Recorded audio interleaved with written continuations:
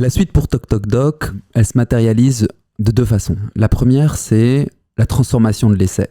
Obtenir un article 51, c'est bien.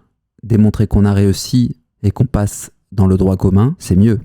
Donc ça, c'est une étape indispensable pour Toc Toc Doc. C'est de réussir à déployer ce qu'on a réussi à faire sur 3 bassins de santé, dans les Vosges, le Bas-Rhin et la Moselle, et de pouvoir le faire à l'échelle nationale en faisant rentrer l'innovation organisationnelle et l'innovation financière, ce fameux forfait de parcours dans le droit commun, et de pouvoir déployer des polycliniques mobiles dans le respect des territoires, dans le respect du parcours de soins, partout en France.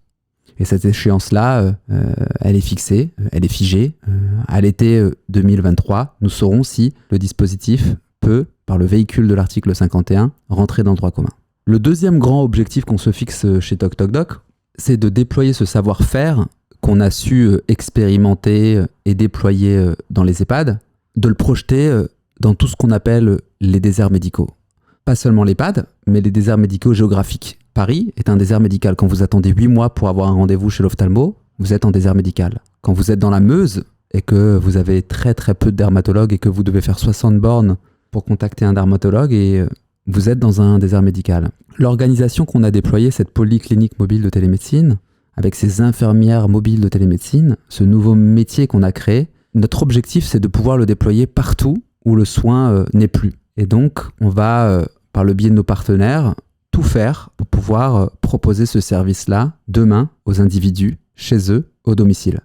Ça peut peut-être vous paraître étrange, mais lorsque vous êtes un jeune papa ou une jeune maman et que vous devez prendre congé une demi-journée pour amener votre enfant chez le pédiatre, l'expérience patient, celle qui consiste à passer 3/4 d'heure dans les bouchons et attendre une demi-heure dans la salle d'attente, elle est pas optimale. Ça peut vous paraître étrange, mais lorsque vous avez un papa ou une maman d'un certain âge et que vous devez programmer un rendez-vous chez le cardiologue, il vous faut 3 mois pour programmer le rendez-vous. Le jour du rendez-vous, vous vous déplacez chez le cardiologue, vous arrivez chez le cardiologue, vous passez 40 minutes dans la salle d'attente, puis 5 minutes chez le cardiologue et vous retournez à la maison.